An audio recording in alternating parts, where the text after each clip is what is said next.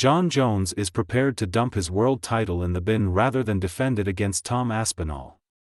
Jones stopped former champion Stipe Miocic in the third round at UFC 309 at Madison Square Garden on Saturday night to defend his heavyweight belt. His next fight should be against Manchester's interim champion Aspinall, who has waited patiently for his shot at the full title. But Jones branded his rival in a hole in the build-up to his clash with Miocic and is in no mood to hand the Brit a shot. "I find him annoying and I just don't like him," said Jones after retaining his belt.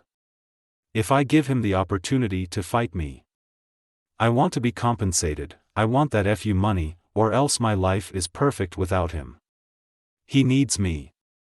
I don't need him, and that's a good place to be in a negotiation.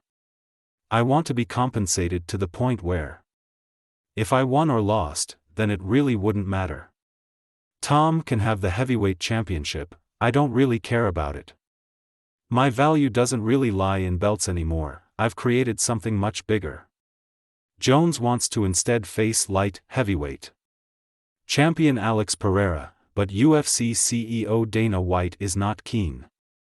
"I'm not really worried about the Tom fight, I'm worried about the Pereira fight," added Jones. "That's what I want to do, and I think if the UFC wants to have me back, then that's the fight they'll make. I've been really clear about my intentions. That's what I want, and I think anyone would understand that at this point. I feel like I'm at a place where I want to take super fights. I don't want to fight dangerous up-and-comers anymore. I want to fight dangerous, established champions. It would be worth my while fighting him. People can call me a duck and a chicken, but I'm going to go home and cash a massive check. If that was my last fight ever, then I'm cool with that. That was the way to do it." But Aspinall, who was cage-side on Saturday, is confident he will be granted his shot at Jones. "I was getting a few nods and winks off the bosses when Jon was talking about his next fight," he said. "I've spoken to the UFC brass and it's potentially one of the biggest fights in UFC history. This is what the people want to see. And we've got to give it to them."